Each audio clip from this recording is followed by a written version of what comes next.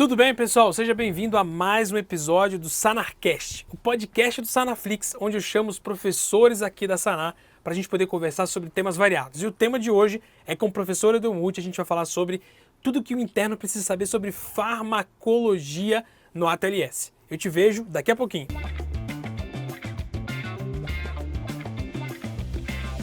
E a gente está de volta com esse tema de farmacologia com o professor Rodrigo Edelmuth. Edelmuth, que fez residência aqui no HC em São Paulo de cirurgia, onde ele também fez residência do aparelho digestivo e depois fez um fellowship no Einstein de cirurgia robótica. Além, é claro, de ser professor de cirurgia do Sanaflix. Deixa eu te falar uma coisa, o Sanaflix é a plataforma do estudante de medicina. Seja no ciclo básico, seja no ciclo clínico, seja no internato ou na véspera de residência médica, ele vai te ajudar a tirar 10. Você sabe que lá no Sanaflix a gente tem mais de 2.500 aulas, mais de 1.400 materiais complementares e mais de 150 mil questões para que você possa resolver a sua faculdade de medicina. Acesse lá sanaflix.com.br/assine e teste 7 dias grátis. Ai, Edelmuth, farmacologia no ATLS. Tem como, aqui velho? Uma pegadinha, né? A gente vai falar sobre o quê? Sei lá, vamos falar de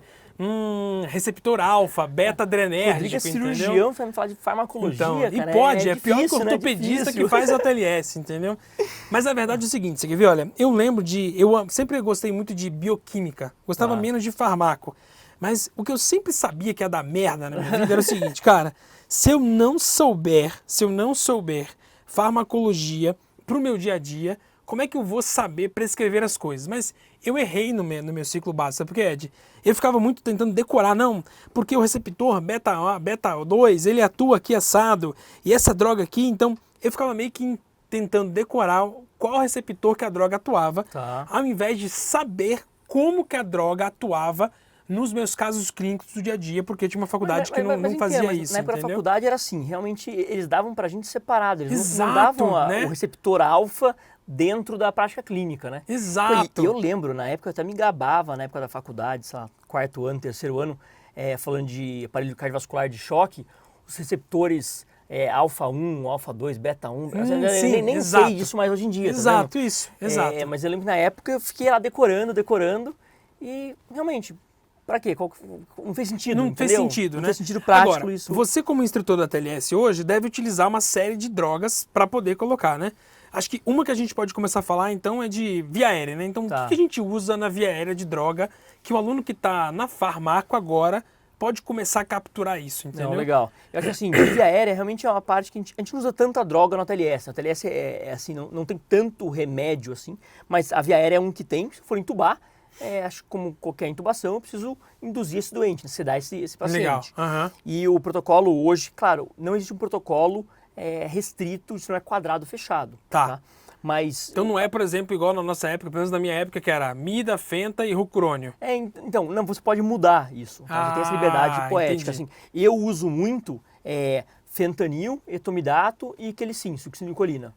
Que legal. Você curte etomidato, então. Então, assim, hoje em dia, e acho que não sou só eu, né? Digo, os cirurgiões, assim, emergencistas usam muito etomidato, mas tá errado você usar mida, não tá errado, então é outra droga. Entendi. Mas hoje acho que o padrão, assim, o ATLS traz, inclusive, diversas drogas, diversas opções. Tá? Perfeito. O que é importante é a sequência rápida. O fentanil, ele é obrigatório na sequência rápida, ele não é obrigatório. Entendi. Tá? Mas ele é um analgésico, então se fosse a minha via aérea, eu preferia ter um fentanil, uma analgesia antes de ser entubado. A questão é, o fentanil pra agir, a gente sabe que ele demora ali, eu tenho que infundi-lo uns 2 minutos antes. Perfeito. Se é um trauma, o paciente está em apneia, eu vou infundir um fentanil e esperar 2 minutos, Vini? O que você acha? Não tem como, né? Exatamente. Então, por isso que ele fala, não é obrigatório para a gente estar em apneia, etomidato, succinil e intuba. Entendi. Tá bom? Então, Perfeito. Mas a sequência rápida, então sempre é um opioide antes, tá? Claro, avaliando a circunstância, cirurgia eletiva, eu posso fazer 2 minutos. Se é uma intubação de urgência, eu não espero 2 minutos para fazer um opioide. Mas sim, ele é melhor eu fazer um opioide, porque muita gente pensa, besteira, né? Vou entubar, para que analgesia? Já que eu vou entubar, eu fiz etomidato. Já tá zoado mesmo, né? Intubação não é um procedimento que não causa dor, né? Tem muito receptor de dor ali na orofaringe. Então, sim, a intubação, se eu fizer o fentanil, é uma intubação mais lisa, mais tranquila. Tá. Menos traumática, assim. Não é que o doente vai lembrar que vai doer, não é isso. Entendi. Mas o efeito adrenérgico é mais importante, assim, da E intubação. tá vendo você puxando farmacologia, falando de tá vendo, ó? adrenérgico, tá vendo, né? Exatamente. E que eu acho interessante que às vezes o aluno tá na farmaco e isso tudo e não consegue ver a aplicabilidade disso, especialmente para nossos alunos aí que vão ser cirurgiões e tudo que gostam disso, né? Estão falando, para que eu tô aprendendo isso e tudo? E nem para quem é cirurgião, se você vai trabalhar na emergência, você vai entubar muita gente, né? Exato, né? Se um cachorro com pneumonia ali, você vai usar o fentanil, o etomidato e a succinilcolina, entendeu? Perfeito, Então, perfeito. Acho que sim. No Salaflix você tem algumas aulas, você explica a fisiopatologia bonitinho de cada uma dentro do ATLS? Não, tem aula específica da farmacologia de cada um deles. Legal, perfeito. Mas eu não falo de farmacologia de cada uma das drogas. Nas minhas aulas eu falo das drogas, tem uma aula específica que eu falo sobre as drogas, mas não é a fisiopatologia de cada uma delas, entendeu? Então acho que se o aluno está no internato estudando a TLS com você, faz sentido voltar para a farmacologia para dar uma revisada. E quem está em farmacologia, faz sentido olhar a aula e dar um pulo lá na aula do internato para poder ver como é que essas coisas se acoplam. Por exemplo, aula de via aérea. Se não me engano, o Sonaflix deve estar dentro da parte de cabeça e pescoço ali. Ou legal. na parte de anestesia também. Perfeito. Então, ali tem sim, anestesia. Na parte de anestesia, via aérea difícil as drogas. Entendi. Então, assim, eu não sei se tem especificamente falando da fisiopatologia, da farmacologia da droga, mas tem aula específica de via aérea, entendeu? Se eu não me engano, está dentro de anestesia, assim. Tá, ótimo, excelente. Agora, uma coisa que eu queria também ver com você é que quando a gente vai descendo da via aérea, uma das coisas que mais pega é a letra C, né? Então, na circulação, né? C de circulação, C de choque. E eu nunca consegui entender direito quando que eu faço sangue, quando que eu não faço sangue, quanto que eu... fez 3 de sangue, tem que pegar uma de total, entendeu? Legal. Como é que a gente faz isso e qual que é a história por trás disso tudo aí? Bom, assim, se eu ficar falando isso, tem congresso só disso, tá, Vini? Eu posso ficar aqui uma semana falando sobre ressuscitação volêmica no trauma. São congressos e discussões só sobre o C do trauma. Então não dá para eu esgotar esse tema, mas no Sonaflix tem aula minha só do C, bem legal, que eu explico um pouco da história. Mas só para você entender um pouquinho como começou. Lá atrás, a gente fazia, lá atrás eu digo, uma TLS 8ª edição, tá? Então 2015, 10, por aí, a gente dava muito volume. Então era 2 acessos venosos periféricos com 2 litros de soro fisiológico. G14 e vamos embora. G14 abre 2 litros. E dar soro não é inócuo. Não é que você está dando sangue, você perdeu o sangue e está dando soro. Você está hemodiluindo esse paciente. Se a gente foi vendo que dá muito volume, é pior, tá? Então, foi reduzindo. Aí, na edição do TLS, na sequencial, na 9ª edição, falou, opa, não dá 2 litros não. Dá de 1 a 2. E avalia. Na edição atual dá 1 e reavalia e vê como fica. Para ver se vai dar o segundo ou não. Então, a gente sabe hoje... Então não é mais 2 litros e vamos nessa. É 1 litro primeiro, reavalia depois. A gente chama de ressuscitação balanceada. Tá? Uma ressuscitação balanceada. Que legal. Isso é essencial, muda muito a mortalidade. A gente sabe que faz diferença importante na mortalidade. E descobriu que dar sangue precoce salva vidas. E faz sentido, né, Vini? Sim. Você perdeu sangue, eu vou te dar soro? Não, entendeu? Exato. Assim, perdi sangue, vou te dar Coca-Cola? Assim, não faz sentido em termos... Será que antigamente eles achavam que era mais prejudicial ter uma bomba com uma cabeça de pressão mais baixa? Sim, eles queriam dar pressão. A qualquer custo, realmente, você dá volume, vai aumentar a pressão. Vai. Se der 10 litros de soro, a pressão desse cara vai aumentar. Só que a oferta de oxigênio era péssima. Exatamente, mas não tem oferta de oxigênio. E pior que isso, pior a coagulopatia, né? Esse paciente sangra mais. Olha. Isso é outra discussão que eu não vou entrar aqui, que é se a gente dá hoje em dia só concentrado de hemácia, né? Ou se a gente dá sangue total. Porque sangue total é sangue... Tudo. É um para um. Um de cristalóide, um de hemácia, para uma férise de plaqueta, para um plasma fresco congelado. Nossa. E realmente, de novo, faz sentido você pensar na fisiologia. Você perdeu tudo. Por que eu vou dar só hemácia? Entendi. Tá? Perfeito. Mas hoje, o ATLS, os grandes congressos de cirurgia, o que a gente já sabe? Sangue precoce salva a vida. Sangue precoce. Então, não tenha medo de dar sangue. Paciente, se ele está hipotenso, quer dizer que o choque dele já é grau 3 e 4. Grau 1, 2, 3 e 4. O grau do choque hemorrágico, né? O hipotenso é 3 e 4. Então, grau 3 e 4 tem que dar sangue. Então, se o paciente está hipotenso, é sangue, cara. Vai precisar de sangue. O grau 2, antigamente, a gente nunca dava sangue. Hoje em dia ele fala considerar. Entendi. Então, assim, não é porque você tem que sempre pensar, passa na sua cabeça se vale a pena dar sangue. Dei 1 litro, o paciente melhorou super bem? Pô, que bom, respondeu. Dei 1 litro, já precisei abrir o segundo, a chance desse paciente precisar de sangue é muito alta. Então, assim, já peça banco de sangue, não necessariamente você infundi-lo. Tá. Porque no HC, no centro de trauma, você pede sangue, o sangue está lá em 5 minutos. Entendi. No hospital pequeno no interior, vai demorar Sim. meia hora. Então, peça o sangue e avalia, sabe? Tá. Agora, deixa eu te perguntar uma coisa. Eu já presenciei isso, e para os meninos que estão vendo agora a farmacologia, que a gente pode dar, por exemplo, eritropoetina, né? Então, essas loucuras assim. Vamos dar eritropoetina, que ela vai, através do sinalizador JAK-STAT, aumentar a produção de sangue e o paciente vai acabar fazendo mais No isso, trauma, né? isso não tem... Então, isso não existe Assim, espaço no trauma, né? Não vou te falar que não existe, porque talvez alguém já tenha estudado isso e esteja fazendo por aí. Tá. Mas no ATLS, não, isso não é preconizado, nem cito a eritropoetina, tá? Então Tá. não existe nenhum protocolo, nenhum guideline mundial para fazer isso. Perfeito. Falando de fisiopatologia, não, de farmacologia, uma coisa que é legal, o sangue hoje ele coagula, se colocar ele na bolsa de sangue Exato, sem nada, isso. ele coagula. Aham. Ele tem citrato, tá? Tá. Citrato é um anticoagulante, né? Tá. Então, toda bolsa de sangue tem citrato. E o citrato é um quelante de cálcio. Olha, Tá. que interessante. Então, assim, se eu der muito sangue, esse paciente vai fazer hipocalemia. Tá. Então, hipocalemia não, desculpa, Hipocalcemia. hipocalcemia. Então é importante lembrar, se eu faço protocolo de transfusões maciças, dosar cálcio e repor cálcio. Tá. Então aí, de novo, farmacologia, Perfeito. tá bom? Então, o citrato quela o cálcio e o paciente faz uma hipocalcemia. Hipocalcemia. E aí acaba fazendo toda a miríade o de cálcio, coisa, né? ele é um dos fatores de coagulação. Lembra na carcaça de coagulação? Ah, exato. Então, eu preciso ter cálcio para coagular. Exato. Além de também servir para bomba cardíaca, né? Então, assim, o coração piora- para de bater, não é bom, né? Exato, exatamente. E tem mais alguma coisa de sangue que você acha interessante? Acho que uma coisa Tipo, bem legal de droga, já que estamos falando de farmacologia aí, é falar do transamin, tá bom? Tá. Que é o ácido tranexâmico. Tá. Que quem usava muito, ou usa muito hoje em dia, ainda é GO, né? Quando tem a tonilterina, sangra muito, GO Tá. usa o ácido tranexâmico. É uma droga antiga, super barata, não é uma droga cara, tá? E o que ele faz? Ele, de novo, lá na cascata de coagulação, tá? Tá. Ele impede a conversão do plasminogênio em plasmina. Tá, perfeito. Então ele é Do plasminogênio em plasmina. Tá. Enfim, o que o transamin faz, o ácido tranexâmico? Ele é um antifibrinolítico. Tá, Então ele pega aquele coágulo quando se forma, depois de um tempo esse coágulo se desfaz. tá, perfeito. Tá? Ele impede que o organismo desfaça esse coágulo. Ah, perfeito. Entendeu? Porque o plasminogênio, a plasmina desfaz o coágulo, as pontes de fibrina lá, né? Exatamente. Olha, Exatamente. a memória é boa a sua. Não, tô trazendo o que você tá trazendo aqui. Então, o ácido tranexâmico, então, impede com que o coágulo se desfaça por mecanismos normais do É uma organismo. droga barata, que tem em todo canto, mas a gente sabe que ela tem que ser feita até 3 horas depois do trauma. Até 3 horas depois do ictus do trauma. Depois de 3 horas, ela é maléfica.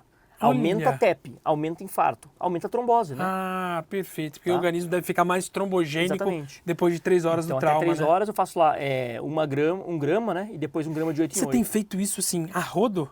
Como É rotina. É rotina. Trauma grave Sim, com, exato, com choque sim. hemorrágico, né? Quebrei a perna e cheguei conversando no hospital. Não, aí não que é tem 12, 8, sentido. Não. Mas para Exato. choques hemorrágicos é padrão, não é eu tenho feito, tá? É o mundo tem feito. Se não faz, é má prática médica. Legal. Tá? Não é uma droga Então, que é trauma. novidade, não. É bem estabelecido. Droga nova. Não. O estudo que estudou isso foi o estudo CRASH 2. Crash 2? Não sei se foi no Lancet, agora eu vou... Talvez eu esteja forçando aí a revista. Acho que foi no Tá. Lancet. Já tem publicado, vou chutar, Vini, mas tem 10 anos, tá? Tá. E vários estudos depois subsequentes comprovando a eficácia Confirmaram isso. do transamin. Então, até 3 horas depois do trauma, 1 grama ali em 20 minutinhos, depois 1 grama de 8 em 8. Tá.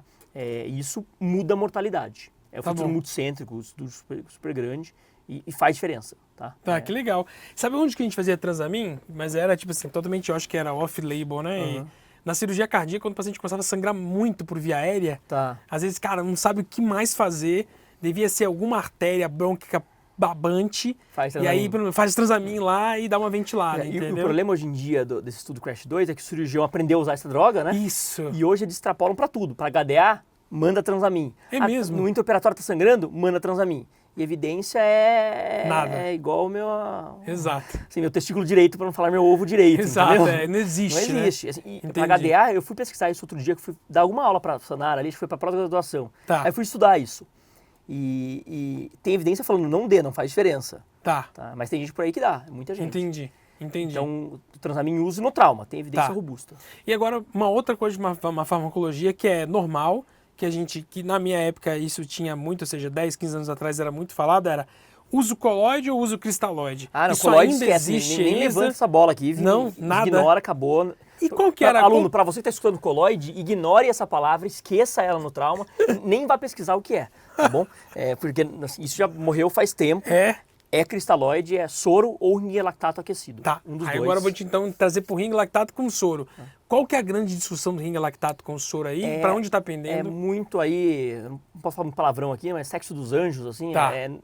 Ninguém sabe ao certo. Tá bom. O que sabe que faz diferença é pro grande queimado, tá bom? A TLS trauma, se for legal. grande queimado, é melhor o ringue lactato. Tá, Porque a gente sabe, todos nós, né, médicos aí, que o soro fisiológico não é tão fisiológico, né? tá, entendi, sim. O ringue lactato é muito mais fisiológico do que ele, né? do que o soro. Mas por causa do bico ou por causa das outras coisas, você acha? Vini, é por tudo. Acho que agora, se eu começar a inventar, eu vou começar a falar besteira, assim. Mas não é só o BIC. São as outras cloro, coisas que compõem. Exato, tá. É tudo ali.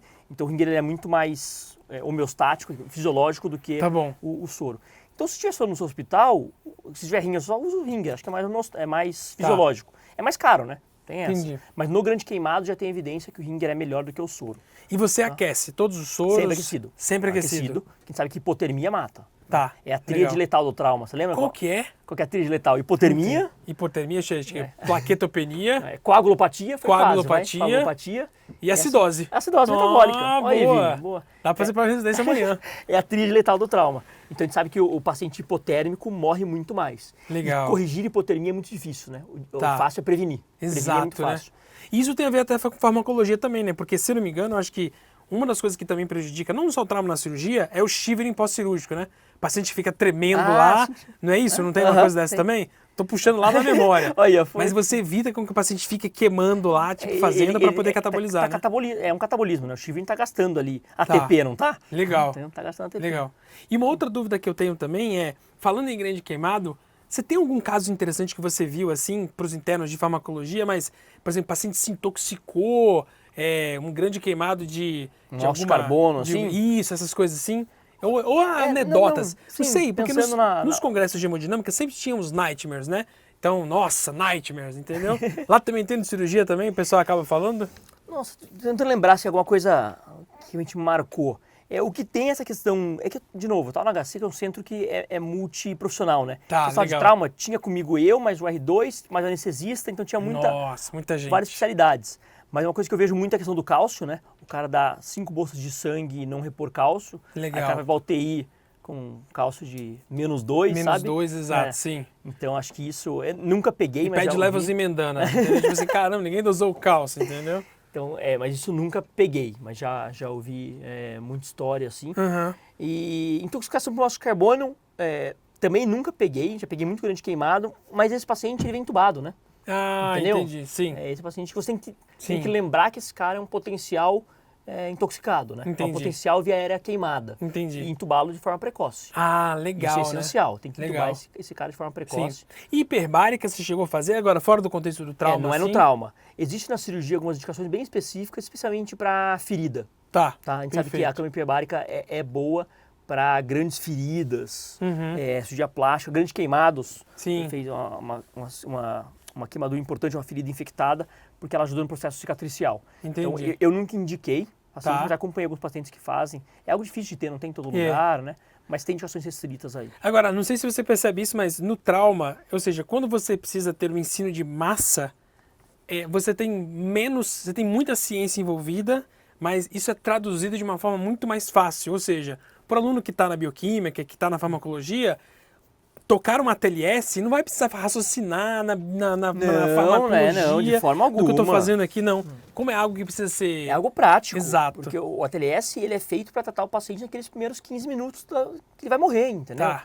Então não é a UTI daqui 4 horas. Legal, que aí vai ter, acho que, muito mais ciência. Exato. Não que o ATLS não tenha ciência, mas já foi feito isso, entendeu? Agora é prático, salvar a vida naquele momento. Perfeito. Então, para os alunos que estão assistindo a gente, acho que é muito esse sentimento de que, tipo, olha, é legal você estar estudando aí na farmacologia, no entanto... Sim, acho que é legal, não é mais legal, acho que é essencial, porque você vai usar para várias áreas da medicina e vai te ajudar a entender o porquê de fazer ali o fentanil ou ligar a noradrenalina ou dosar o cálcio depois de dar sangue, que é uma coisa tão Mas não é algo que você vai pensar no atendimento inicial para o paciente politraumatizado. Exatamente. Entendeu? Isso é muito mais para você discutir na UTI ali, Legal. beira-leito, fazer aquela ciência que os intensivistas gostam de fazer, né?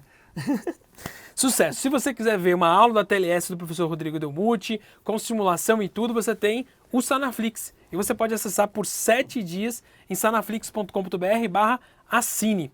Delmuthi, muito obrigado, obrigado, Vini. Viu, querido? Valeu por esses 3 episódios. Forte E quem não viu abraço. os outros 2 episódios pode Assistam. ver que a gente vai ter muita coisa boa para poder falar com vocês.